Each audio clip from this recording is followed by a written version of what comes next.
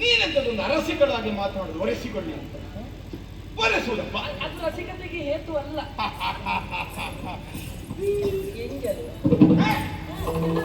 ಓ ನನ್ನದೇ ಜಾತಿ ನೀನು ಬಹುಶಃ ನನಗೆ ಮುಂದೆ ನಿನಗೆ ಹಿಂದೆ ಅಷ್ಟೇ ಇರುವುದು. ಎಂತದು ಜಡೆ ನಂದು ಹೆಡೆ ನಿಮ್ದು ಹೆಡೆ ನಿನ್ನದು ಅಹಿಯ ಹೆಡೆ ಅಂತಿರುವ ಜಡೆ. ಹೌದು ಎಂತಿರುವ ಜಡೆ. ಹೌದೌದೌದೌದು. ಹಾಗೆ ನಿಮಗೊಂದು ಹೊಂದಿಕೆ ಆಗುತ್ತದೆ. ಹೊಂದಿಕೆ ಅಲ್ಲ ಹೇಳಿದ್ ನಾನು ನನಗೂ ಉಂಟು ಹೆಡೆ ನಿನಗೆ ಹೆಡೆ ತಲೆಯಲ್ಲಿ ಜಡೆ. ಹೌದು ನಿರ್ಮಲ ಗಾತ್ರೆ ನೀರಜನೆ ಸ್ವಲ್ಪ ನೀರಜನೆ ನೀರಜನೆ ಏನದು ತಾವರೆಯ ಸಳಿನಾಗೆ ಕಣ್ಣಿರುವವಳು ಅಂತ ಹಾಗೆ ನನಗೆ ನಿನ್ನನ್ನು ನೋಡುವಾಗ ಮತ್ತೆ ಶಬ್ದವೇ ಸಿಕ್ಕುವುದಿಲ್ಲ. ಹಾಗಾಗಿ ಹೋಗಿದೆ ಎಲ್ಲ ಮನಸ್ಸಿನಲ್ಲಿ ಉಂಟು ಹೊರಗೆ ಬರುವುದಿಲ್ಲ ಅಂತ. ಅದು ಯಾಕೆ ಬರುವುದಿಲ್ಲ? ಅದು ನಿನ್ನನ್ನು ನೋಡಿದರೆ ಹಾಗಾಗ್ಬೋದು. ಅತಿಯಾದಂತಹ ಸಂತೋಷ ಅಥವಾ ಮಿತಿ ಮೀರಿದ ದುಃಖ ಎರಡಾದರೂ ನಮ್ಮ ಕರ್ತವ್ಯಕ್ಕೆ ಬಾಧಕ ಆಗಿ ಪರಿಣಮಿಸ್ತದೆ. ನನಗೀಗ ಆದ ಸಂತೋಷ ಅಂದ್ರೆ ಏನು? ಪೌರ್ಣಮಿಯ ಶಸ್ಯ ಕಿರಣವನ್ನು ಅನುಭವಿಸಿದಂತಹ ಶರಧಿ ಹೇಗೆ ಉಲ್ಲಾಸದಿಂದ ಹೆತ್ತರೆಗಳನ್ನು ನಡಕಪ್ಪಳಿಸ್ತಾ ವಿಜೃಂಭಿಸ್ತದೆ, ತದ್ರೀತಿಯಲ್ಲಿ ನನ್ನ ಮನಸ್ಸನ್ನುವ ಸಾಗರ ಪೂರ್ಣ ಚಂದ್ರಮನಂತಿರುವಂತಹ ನಿನ್ನ ರೂಪವನ್ನು ನೋಡಿ ಹಬ್ಬ ಒಂದರ ಹಿಂದೆ ಒಂದು ಒಂದರ ಹಿಂದೆ ಒಂದು ಒಂದರ ಹಿಂದೆ ಒಂದು ಭಾವನೆಗಳ ಅಲೆ ಅಲೆ ಅಲೆ ಒಳಗಿನೊಳಗೆ ಬರ್ತಾ ಉಂಟು.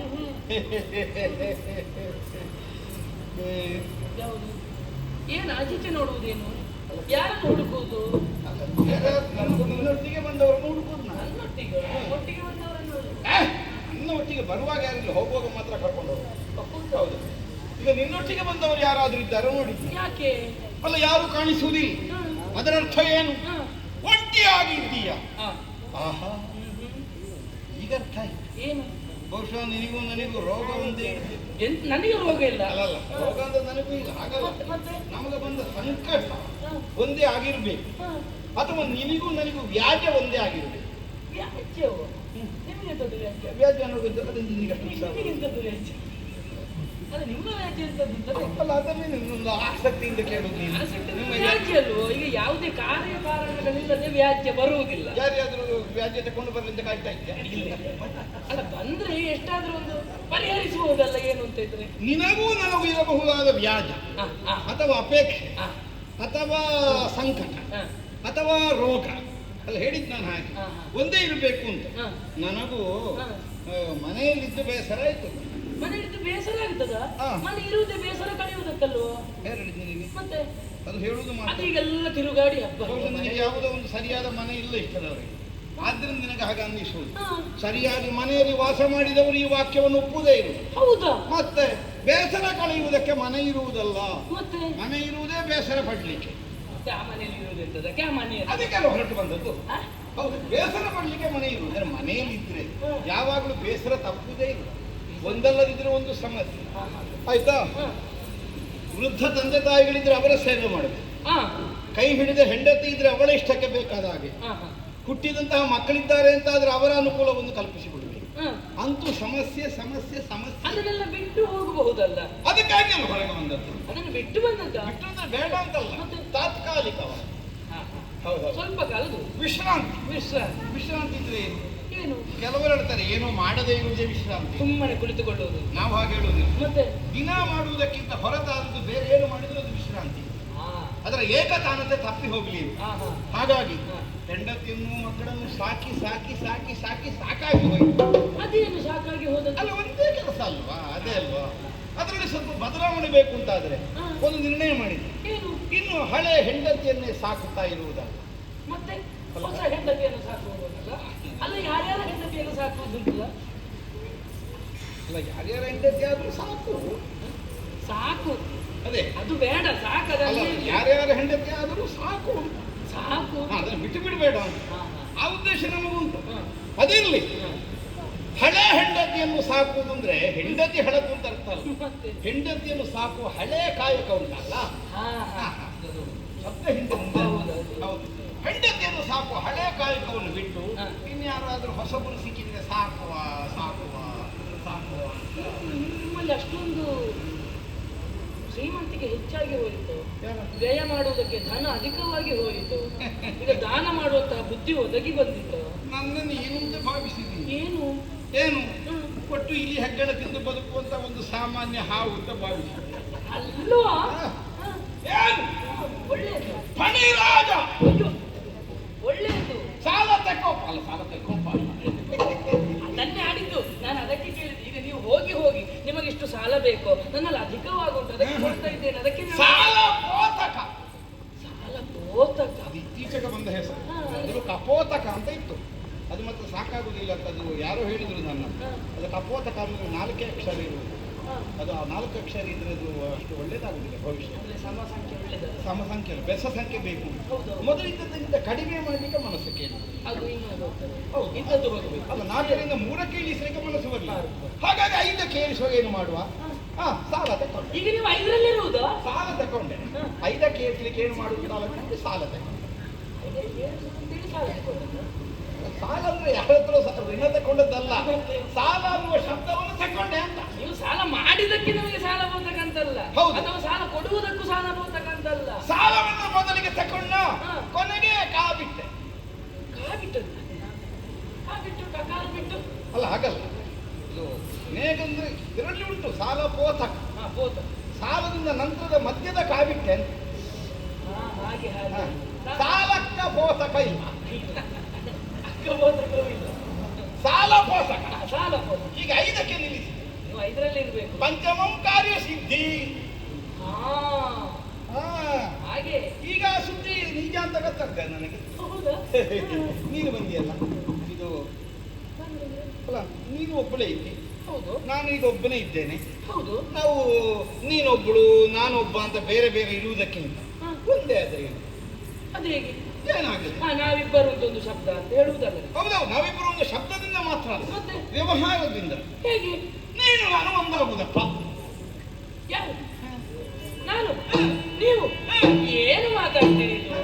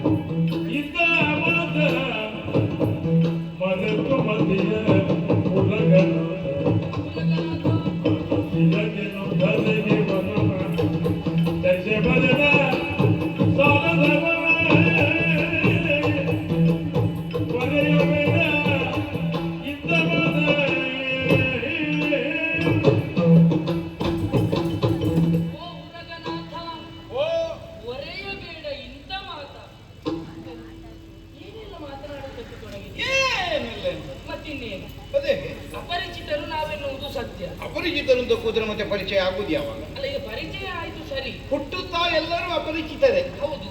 ಹೆತ್ತ ತಾಯಿಯಿಂದ ಪ್ರಾರಂಭಿಸಿ ಸುತ್ತಮುತ್ತಲಿನ ಪರಿಸರ ಮತ್ತೆಲ್ಲೋ ಪರಿಚಯಕ್ಕೆ ಬರುವುದು. ಹೌದು. ಹಾಗೆಂದು ಅದೆಲ್ಲವೂ ನಮ್ಮ ಅಳತೆಯ ಒಳಗೆ ಇರುವುದು. ನಮ್ಮೊಳಗೆ ಬಂದದ್ದೆಲ್ಲ ನಮ್ಮ ಅಳತೆ. ನಾವು ಕಾಣಬೇಕಾದಂತಹ ವಸ್ತುಗಳನ್ನು ಪರಿಚಯಿಸತಕ್ಕದ್ದು. ಹೌದಪ್ಪ, ಈಗ ಅಳತೆ ಅನ್ನೋದ್ರಲ್ಲಿ ಇರುವುದು ಹೇಗೆ? ನಮಗೊಂದು ಮಿತಿಯನ್ನು ನಾವೇ ಕಲ್ಪಿಸಿಕೊಂಡು. ಹೌದು ಅಲ್ವಾ? ನಮ್ಮ ವ್ಯಾಪ್ತಿ ಇಷ್ಟು, ಅದಕ್ಕೆ ನಾವು ಸಂಕೋಚವನ್ನು ಹೇಳಿದ್ರೆ ಅದು ಅಲ್ಲಿಗೆ ಮುಗಿದು ಹೋಗ್ತದೆ. ಅದಕ್ಕೆ ಸ್ವಲ್ಪ ವಿಸ್ತಾರವನ್ನು ತಂದ್ರೆ ಇವತ್ತಿನ ನಾಳೆ ಸ್ವಲ್ಪ ಆಯ್ತು. ಅದು ನಮಗೆ ಮಾಡುವುದಕ್ಕಾಗುವುದಿಲ್ಲ. ಒಂದು ಬದ್ಧತೆಗೆ ಒಳಗಾದವಳು ನಾನು. ಈಗ ಬದ್ಧತೆ ಇಲ್ಲದೆ ಮಾತಾಡಿದ್ದಾರೆ. ಮತ್ತಿನ್ನೇ ನಾ ಯಾರು ಎನ್ನುವುದನ್ನು ಅರ್ಥವಿಸದೆ ನೀವು ಹೀಗೆ ಮಾತನಾಡುವುದಕ್ಕೆ ಮುಂದಾಗಿದ್ದೀರಲ್ಲ. ನೋಡಿಲ್ಲಿ ಕಾಣ್ತದ ಮಾಂಗಲ್ಯ ಸೂತ್ರ. ಮಾಂಗಲ್ಯ ಸೂತ್ರ? ಹೌದು. ಮಾಂಗಲ್ಯ ಅದು ನಾಗರಕ್ಷೆ ಅಂತ. ಎಂತದಕ್ಕೆ ನಾಗರಕ್ಷೆ? ನಾಗರಕ್ಷೆ ಆಗಿದ್ರೆ ನೀವು ಓಡಿ ಹೋಗ್ಬೇಕಿತ್ತು. ಅದಲ್ಲ. ಇದು ಎಲ್ಲಿಂದ ಕಟ್ಟಿದ್ದು? ಎಲ್ಲಿಂದ ಕಟ್ಟಿದ್ದು? ಯಾರು ಕಟ್ಟಿದ್ದು? ನಾನಲ್ಲ. ಯಾಕೆ ಕಟ್ಟಿದ್ದು? ಹಾ. ಏನದನ್ನು ಅರ್ಥವಿಸಿಕೊಳ್ಳಬೇಕಲ್ವ? ನನ್ನ ಹತ್ರ ಕೇಳಬೇಡ ನಾನು. ನಿಮ್ಮಲ್ಲಿ ಪ್ರಶ್ನೆ ಅಂತಲ್ಲ, ನೀವು ಅದನ್ನು ನಿಮ್ಮೊಳಗೆ ಕೇಳಿಕೊಳ್ಳಬೇಕು ಅಂತ. ಓ, ನಾನೆಲ್ಲಿಯೋ ನಿನಗೆ ಗೊತ್ತಿಲ್ಲದಾಗ ನೀನು ನಿದ್ರಿಸಿರುವಾಗ ನಿನ್ನ ಕೊರಳಿಗೆ ಕಟ್ಟಿದ್ದನ್ನು ನೀನು ಯಾರು ಕಟ್ಟಿದ್ದು ಬಂದದ್ದು ಅಂತ ಲೆಕ್ಕ ಹಾಕಿ. ಹಾಗಲ್ಲ ಹಾಗಲ್ಲ, ನೀವು ನಿಮ್ಮೊಳಗೆ ಕೇಳಬೇಕಾದಂತಹ ಪ್ರಶ್ನೆ ಅದು. ಹಾ, ಅದಕ್ಕಾಗಿ ನಾನು ಹೇಳಿದೆ, ಇದನ್ನು ನೀವೇ ಹಾಗೆಯೇ ಆಲೋಚಿಸಿಕೊಳ್ಳಿ. ಇದು ನನ್ನ ಕೊರಳಲ್ಲಿ ಇದೆ ಎಂದ ಕ್ಷಣವೇ ಏನೋ ಒಂದು ಇದೆ ಇವಳಲ್ಲಿ ಅಂತ ಅರ್ಥ ಮಾಡಿಕೊಳ್ಳಬೇಡೋ ಬೇಡವೋ? ಏನಿದೆ ಉಂಟು? ಅನ್ಯ ಸತಿ ಎನ್ನುವುದನ್ನು ನೀವು ಅರ್ಥ ಮಾಡಿಕೊಳ್ಳಬೇಡೋ? ಈ ಮೊದಲೇ ನಿನಗೆ ಮದುವೆ ಆಗಿ ಹೋಗಿದೆ ಅಲ್ವಾ? ಹೌದು, ಮದುವೆಯಾಗಿ ಹೋಗಿದೆ ಅಂತ. ಮದುವೆ ಆಗಿ ಮದುವೆ ಆಗಿದೆ, ಮದುವೆ ಆದದ್ದು ಹೋಗಿದೆ ಅಲ್ಲ, ಹಾ. ಮದುವೆ ಆಗಿ ಹೋಗಿದೆ. ಮದುವೆ ಆಗಿ ಹೋಗಿದೆ, ದಿನ ಹೋಗಿದೆ. ಹಾ ಹಾ ಹಾ. ಹಾಗಾದ್ರೆ ಸಾಮಾನ್ಯ ಹೇಳು, ಹ್ಮ್. ಕೇಳಿದ್ರಲ್ಲ. ಮತ್ತೆ ನನ್ನ ಈ ಧಿರಿಸುಗಳನ್ನು ಕಂಡಾಕ್ಷಣವೇ ಅರ್ಥ ಆಗಬೇಡುವೋ? ಅದೇ ನೋಡಿ. ಆಭರಣವನ್ನು ಕಂಡಾಕ್ಷಣವೇ ಅರ್ಥ ಆಗಬೇಡುವೋ? ಅದೇ ನಾಗಬಂದಿ ಎಲ್ಲ ಉಂಟದರ. ಹೌದು ಹೌದು, ಅದೆಲ್ಲ ಹೊಸ ಹೊಸ ವಿಶೇಷಣೆ, ವಿಚಿತ್ರಗಳು. ಹೌದು, ಇದನ್ನೆಲ್ಲ ಧರಿಸಿಕೊಳ್ಳಬೇಕಾದದ್ದು ಯಾರು ಕೇಳಿದ್ರೆ ರಾಜಕುಲದವರು. ಇಂಥದ್ದೆಲ್ಲ ಬಂದು ಸೇರುವುದು ರಾಜನ ಕುಲದವರಿಗೆ ಅಲ್ವೋ? ನೀನು ರಾಜಕುಮಾರಿಗೆ? ಮಹಾರಾಣಿ ನಾನು. ಮಹಾರಾಣಿ? ಹೌದು. ಹುಟ್ಟುತ್ತಾ ರಾಜಕುಮಾರಿ ಅಲ್ಲ, ಅರಸರ ಮನೆಯಲ್ಲಿ ಹುಟ್ಟಿದ್ದ. ಆಹಾ. ಹುಟ್ಟಿದ್ದು ಬೇರೆ ಕುಲದಲ್ಲಿ. ಇದು ಬೇರೆ? ಹೌದು, ಬ್ರಾಹ್ಮಣ ಕುಲದಲ್ಲಿ ಜನಿಸಿದವಳು ನಾನು. ನೀನ? ಹಾ, ಓಹೋ, ನಾನು ಬ್ರಾಹ್ಮಣತಿ. ಹೌದು. ಅದೇ ನಾನು ಆಲೋಚನೆ ಮಾಡೋದಲ್ಲ, ಇದ್ರೆ ನಮಗೊಂದು ಆಕರ್ಷಣೆ ಬರ್ತಿರ್ಲಿಲ್ಲ. ಅಂದ್ರೆ ನಾವು ಜಾತಿಯಲ್ಲಿ ಬ್ರಾಹ್ಮಣರೇ, ನಾಗ ಜಾತಿಯಲ್ಲಿ ಬ್ರಾಹ್ಮಣ. ಹಾಗೆ ನಾಗ ಬ್ರಹ್ಮ ಅಂತ ಕೇಳಿದ್ರಲ್ಲಿ ನಾನು ಬ್ರಹ್ಮ ಅಲ್ಲ. ಹೌದು. ಹಾಗೆಲ್ಲ ನಾವು ಬ್ರಹ್ಮ. ಅದರ ಅರ್ಥ ಇನ್ನೊಂದು ಕಲ್ಪಿಸುತ್ತದೆ, ದೊಡ್ಡನಾಗ ಅಂತ ಹೇಳಿ. ಅಲ್ಲಲ್ಲ, ನಮ್ಮ ಜಾತಿಯಲ್ಲಿ ಅದೆಲ್ಲ ಉಂಟು. ಬ್ರಾಹ್ಮಣ ಅಂತ ಉಂಟು, ಕ್ಷತ್ರಿಯ ಅಂತ ಉಂಟು. ಅದೆಲ್ಲ ನಮ್ಮ ಜಾತಿಯಲ್ಲಿ ಉಂಟು. ನೀವು ಬ್ರಹ್ಮಂತರಾಗ ಅಲ್ಲ, ಹುಟ್ಟುವಾಗ ಹಾಗೆ, ಆದ್ರೆ ಮತ್ತೆ ವ್ಯವಹಾರದಲ್ಲಿ ಕ್ಷತ್ರಿಯ. ಜಂತು. ಹೌದು. ಅದಲ್ಲ ಅಲ್ಲ, ಜಂತುವಾದರೂ ಹುಟ್ಟಿದ್ದು ಹಾಗೆ. ಈಗ ನಾಗಗಳಲ್ಲಿ ಬ್ರಹ್ಮ ವಂಶ ಅಂತ ಗುರುತಿಸಬಹುದಾದ ವಂಶ ಹಿನ್ನೆಲೆಯಿಂದ ಹುಟ್ಟಿದ್ದು. ಆದ್ರೆ ವ್ಯವಹಾರ ನರಸುತ್ತಿ. ಹೌದು, ಅನ್ಯತೆ ಮಾಡೋದಕ್ಕೆ ನೋಡ್ತೀರ. ಅದೇ ಅದೇ ಕ್ಷತ್ರಿಯ. ಹೌದು ಆಟಿಕೆ ಮಾಡುದು. ಹೌದು ಹೌದು. ನನ್ನದು ಹಾಗೆ ಆಯಿತು. ಹ್ಮ್. ಮತ್ತೆ ಸೇರಿದ್ದು ನಾ ಕ್ಷತ್ರಿಯ ಕುಲವ. ಹಾ ಹಾ ಹಾ ಹಾ ಹಾ. ವಿವಾಹವಾದದ್ದು ಸರಿ. ಅಧಿಕಾರಿಯಾದಂತಹ ಸಾಕೇತ ಅಧಿಕಾರಿಯನ್ನು ಮದುವೆಯಾದದ್ದು. ಓಹೋ. ಹೌದು. ಹ್ಮ್ ಹಾಗೆ ಕಾಲಗಳು ಕಳೆಯಿತು, ಹ್ಮ್ ಸುತ್ತಾಡುವುದಕ್ಕಾಗಿ ಬಂದೆ. ಹ್ಮ್. ಬಂದಂತಹ ಸಂದರ್ಭದಲ್ಲಿ ಏನೋ ಒಂದು ನಡೆಯಿತು, ನಾನು ಇಲ್ಲಿಯವರೆಗೆ ಬರುವಂತಹ ಪರಿಸ್ಥಿತಿ ನನಗೆ ಹೋದಾಗಿ ಬಂದಿತ್ತು. ಮತ್ತೆ ಇದರಿಂದ ಪ್ರತಿ ಕಾಣುವುದಿಲ್ಲ. ಹೋಗಿದ್ದಾರೆ. ನಿನ್ನನ್ನು ಬಿಟ್ಟು. ಹೌದು, ಸಾಕೇತಕ್ಕೆ ಹೋಗಿದ್ದಾರೆ. ಯಾಕೆ? ಹೌದು. ಬೇರೆ ಎಲ್ಲಿಗೆ? ಆಹಾ. ಅಲ್ಲ, ಅದೇನು ನಿನ್ನನ್ನು ಕರ್ಕೊಂಡು ಹೋಗ್ಲಿಲ್ಲ? ನೋಡು, ಒಂದು ಮನಸ್ತಾಪಗಳು. ಮನಸ್ತಾಪ ಏನಿದ್ರೆ ಕರ್ಕೊಂಡು ಬಂದ ಹೆಂಡತಿ ಮುಟ್ಟಿಗೆ ಕರ್ಕೊಂಡು ಹೋಗ್ತಾರೆ. ಹೌದು, ಅವರಿಗೆ ಬೇಡ ಅಂತಾದ್ರೆ ಬಿಟ್ಟದ್ದ? ಬಿಟ್ಟು ಹೋದದ್ದು ಸಂಪೂರ್ಣ ಅಂತಲ್ಲ, ಆ ಕಾಲಕ್ಕೆ ಬೇಡ ಅಂತ ಆಡಿ ಹೋದ್ರು. ಈಗ ಬೇಡ ಹೇಳಿದ್ರು. ಈಗ ಬೇಡ, ನೀನು ಬರುವುದು ಬೇಡ. ನಾನು ಈಗ ಬೇಕು ಹೇಳಿದಾಗೆ. ಹೌದು. ಅವ್ರು ಈಗ ಬೇಡ ಹೇಳಿದ್ರು. ಅಲ್ಲ, ಇದಕ್ಕೆ ಸಾಮ್ಯತೆ ಉಂಟಾಗುವುದಿಲ್ಲ. ಅಲ್ಲ, ಆ ಸಂದರ್ಭಕ್ಕೆ ಹೇಳಿದ್ರು ಅಂದದ್ದು. ಹೌದು, ಸಂದರ್ಭ. ಹಾಗೆ ಬಿಟ್ಟು ಹೋದ ಸಂದರ್ಭದಲ್ಲಿ ನಾನು ಸಂಚರಿಸುವುದಕ್ಕೆ ತೊಡಗಿದ್ದೇನೆ. ನಾನು ಸಂಚರಿಸುವ ವೇಳೆಯಲ್ಲಿ ಮಹಾರಾಣಿಯಾದಂತಹ ನನ್ನ ಕುರಿತಾಗಿ ಹೀಗೆ ಆಡುವುದಕ್ಕೆ ತೊಡಗಿದ್ದೇನೆ. ಈಗ ಭೂಷಣ ಆಗುವುದಿಲ್ಲ. Thank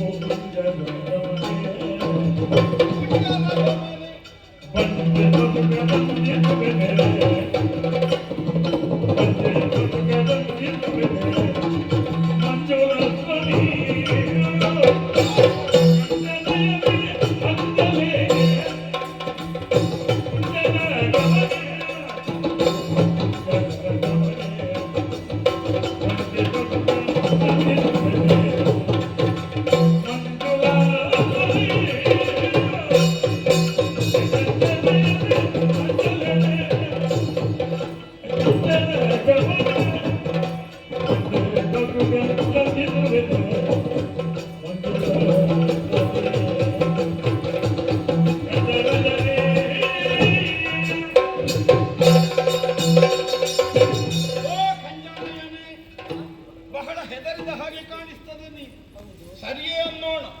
ಹೆಣ್ಣು ಅನ್ನುವುದು ನಾಚಿಕೆ ಅನ್ನುವಂತಹ ಸೀಮೆಯಲ್ಲ ಇರಬೇಕು. ಹೀಗೆ ಒಂದು ನಿಯಮವನ್ನು ಹೇರಲ್ಪಟ್ಟಿರುವುದರಿಂದ ಬಹುಶಃ ನೀನು ಅಂಜಿ ಅಡುಕಿ ನನ್ನೊಂದಿಗೆ ವ್ಯವಹರಿಸುವಲ್ಲಿ ಹಿಂದೇಟನ್ನು ಹಾಕುತ್ತಾ ಇದೆ. ಅಂಜಬೇಕಾದದ್ದಿಲ್ಲ. ಸ್ವಲ್ಪ ನಾವು ಸ್ವಾತಂತ್ರ್ಯವನ್ನು ಹೆಚ್ಚೆಚ್ಚು ತೆಗೊಳ್ಬೇಕು. ಇಲ್ಲದೇ ಇದ್ರೆ ಏನು, ಗಂಡಿನ ಅಡಿಯಾಳವಾಗಿ ಹೆಣ್ಣಿರಬೇಕು.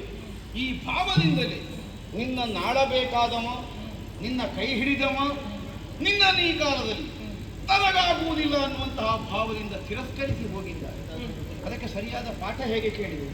ನಿಮಗೆ ಆಗುವುದಿಲ್ವೋ, ನಾನು ಆಗುವರೊಟ್ಟಿಗೆ ಹೋಗಿದ್ದೆ. ಅಯ್ಯೋ ಹೇಳಿದ್ದೆ, ಹಾಗೊಂದು ಧೈರ್ಯ ತೋರಿಸಬೇಕು. ಕುಂಜರ ಗಮನೆ ಏನು?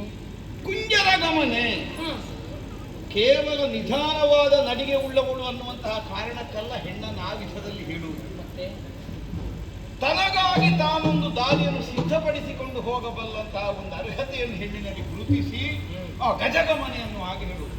ಈಗ ಆನೆ ಹಾಗೆ ಉಳಿದ ಪ್ರಾಣಿಗಳು ಹೆಜ್ಜೆ ಊರಿದಂತಹ ಹೆಜ್ಜೆಯ ಮೇಲೆ ಹೆಜ್ಜೆಯನ್ನೂರಿ ಮುಂದಕ್ಕೆ ಹೋಗುವುದಲ್ಲ, ತನಗಾಗಿ ತಾನೇ ಒಂದು ಹೊಸತಾದ ದಾರಿಯನ್ನು ಸೃಷ್ಟಿ ಮಾಡಿಕೊಂಡು ಮುಂದಕ್ಕೆ ಹೋಗುವುದು ಆನೆಯ ಸ್ವಭಾವ. ನಾನು ನಿನ್ನಲ್ಲಿ ಗಜಗಮನೆಯಾಗಿ ಗುರುತಿಸುವುದನ್ನು, ನಿನಗಾಗಿ ನೀನೊಂದು ಹೊಸದಾದ ದಾರಿಯನ್ನು ಸೃಷ್ಟಿ ಮಾಡಿಕೊಂಡು ಹೋಗುವಷ್ಟು ಎದೆಗಾರಿಕೆಯನ್ನು ತೋರಿಸಬೇಕು. ಮಂಜುಳಸ್ವನೇ ಅಪ್ಪ ಅಲ್ಲವ, ಏನು ಸ್ವರ ಅದು! ಆ ಸ್ವರವನ್ನು ಕೇಳುವಾಗಲೇ ಆಹಾ ತಲೆದೂಗುವ ಅಂತ ಆಗ್ತದೆ. ಅಲ್ಲದು ನಮ್ಮ ಜಾತಿಯೇ ಹಾಗೆ. ನಮಗೆ ಸ್ವಲ್ಪ ಸಂಗೀತ ಕೇಳಿದರೆ ಸಾಕು, ಅದು ಸರಿ ಇರಬೇಕು ಅಂತಿಲ್ಲ, ನಾವು ತಲೆ ಆಡಿಸುವುದೇ. ಸರಿ ಇಲ್ಲದಕ್ಕೂ ಆಡಿಸ್ತೀವಿ ಅಲ್ಲ, ಹಾಗಲ್ಲ, ಸರಿ ಇಲ್ಲದೆ ಇದ್ದದ್ದಕ್ಕೂ ನಾವು ತಲೆ ಆಡಿಸ್ತೇವೆ. ಹಾಗಿದ್ರೆ ಮತ್ತೆ ಸರಿಯಾಗಿದ್ರೆ ಹೇಗೆ? ನಿಜವಾಗಿ ನಮ್ಮ ಹೆಡೆ ಬಿದ್ದಿ ತೂಗುವ ಅಂತ ಕಾಣುತ್ತದೆ. ಹೆಡೆ ಬಿದ್ದಿದ್ರೆ ನಿನ್ನನ್ನು ತೂಗುದಲ್ಲ, ತಲೆ ತೂಗುದು ಹೀಗೆ ಇದು. ಹಾಗಾಗಿ ಪಾತಾಳ ಲೋಕದ ನಮ್ಮದ್ದಾದಂತಹ ನಾಗಭವನದಲ್ಲಿ ಬೇಕಾದ ಸುಖೋಪಭೋಗಗಳನ್ನು ಅನುಭವಿಸುತ್ತಾ ಇರುವಂತಹ ಅವಕಾಶವನ್ನು ನಿನಗೆ ಒದಗಿಸಿಕೊಡ್ತೇನೆ. ಏನು ಮಾಡ್ತೀವಿ?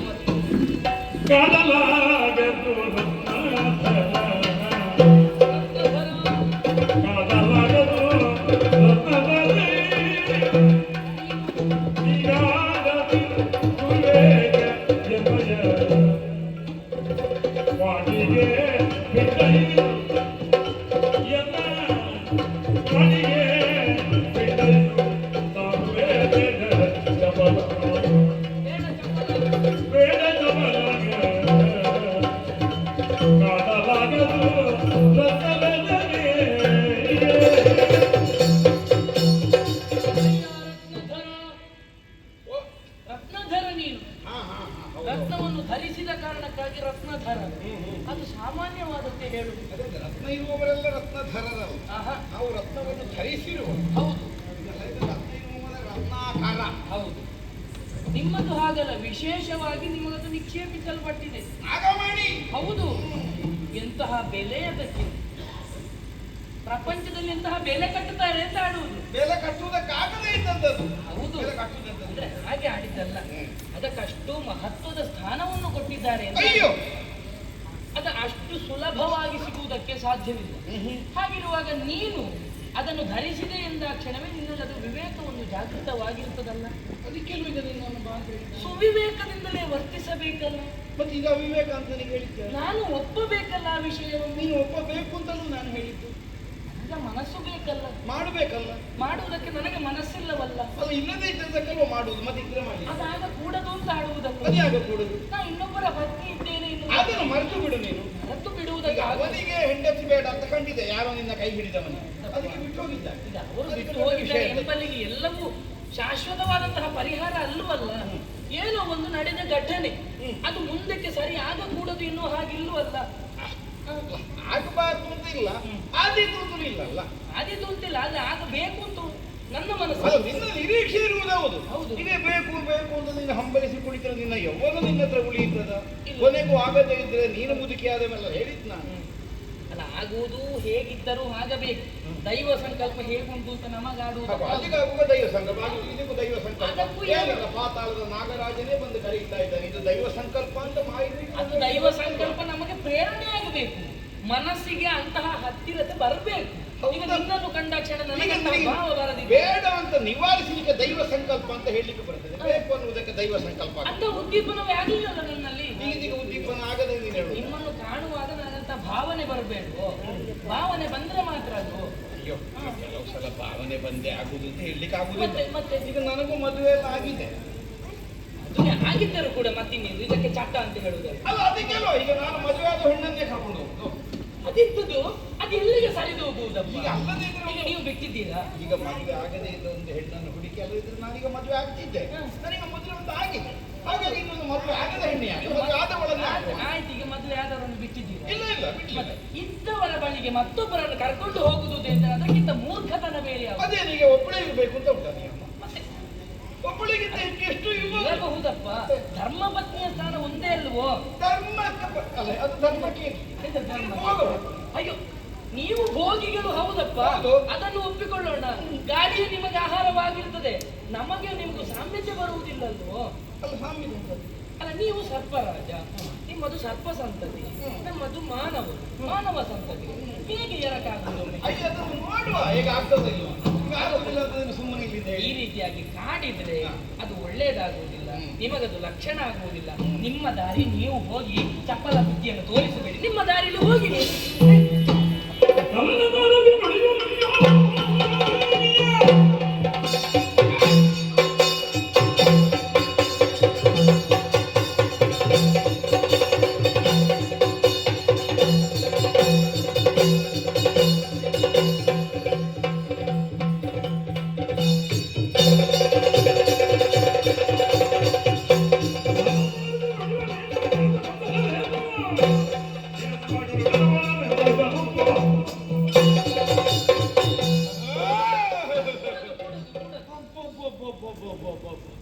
ನನಗೆ ಬುದ್ಧಿ ಹೇಳಲಿಕ್ಕೆ ಬರ್ತಾಳವರು.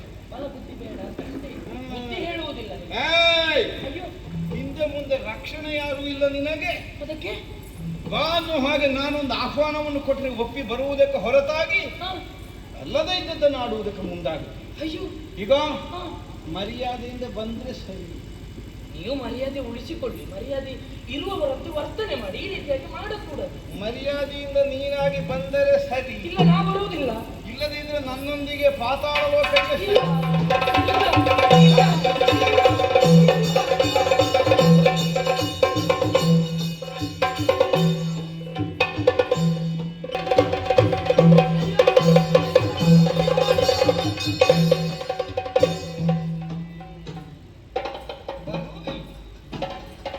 ನಿನಗೆ ಗೊತ್ತಿಲ್ಲ ಪಾತಾಳದವರ ಕಥೆ ನಿನಗೆ.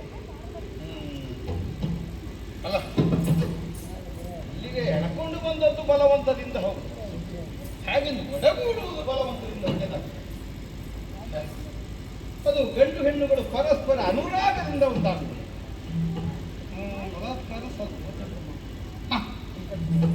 ಮಗಳೇ ನಂದ, ಮಗಳೇ ನಂದ, ಯಾವ ಬಿಲದಲ್ಲಿ ಇದ್ದೀನಿ? ಓ ಮಗಳೇ,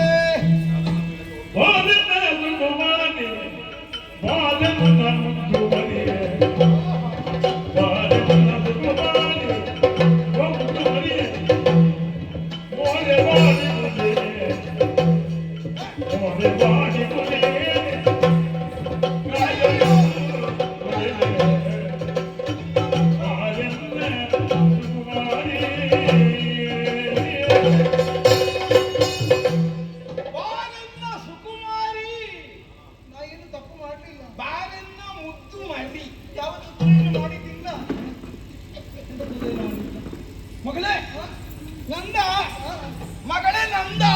ನಾನೇ ನೀನೆಂತ ಗೊತ್ತಾಯ್ತು ನನಗೆ. ಪರಿಚಯ ಸಿಗಲಿಲ್ಲ. ಸೊನ್ನೆ ಕೇಳುವಾಗ ನನ್ನ ಮಗಳು ಅಂತಲೇ ಗೊತ್ತಾಗ್ತದೆ, ಮುಖ ನೋಡುವಾಗ ಬೇರೆ ಅರ್ಥ ಮಗಳು ಅಂತ ಕಾಣ್ತದೆ. ಅದೇ ಎಂತದಿದು ನಿನ್ನ ಮುಖ? ಹೇಗಾಗಿ ಹೋಗ್ತದೆ? ಅಯ್ಯೋ ಅಯ್ಯಯ್ಯೋ, ನನಗೆ ನೋಡ್ಲಿಕ್ಕೆ ಏನಾಯಿತು?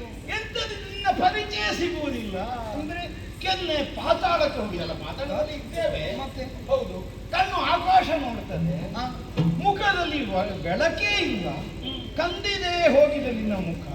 ಎಂತದಾಯ್ತು ಮಗ ನಿನಗೆ? ಹೊಟ್ಟೆಗೆ ಬೇಕಾದ್ದು ಸಿಕ್ಕೋದಿಲ್ವಾ? ಅದಲ್ಲ ಹೊತ್ತಿಗೆ ಬೇಕಾದಂತಹ ಆಳು ಕಾಳುಗಳು ನಿನ್ನ ಚಾಕರಿ ಮಾಡೋದಿಲ್ವಾ? ಹಾಗೆಲ್ಲ ಅಲ್ಲ, ಅಮ್ಮ ಏನು ಮಾಡುದು? ಅವಳೇ ಎಲ್ಲ ಮಾಡೋದು. ಇಲ್ಲ, ಅಮ್ಮ ಏನು ಹೇಳಿದ್ದಿಲ್ಲ. ನಿಮ್ಮನ್ನು ಅರ್ಥೈಸಿಕೊಳ್ಳುವಲ್ಲಿ ನಾ ಹಿಂದಿರುತ್ತಾ ಇದ್ದೀನಿ. ಹೌದು, ನನ್ನನ್ನು ಅರ್ಥ ಮಾಡಿಕೊಳ್ಳಿ.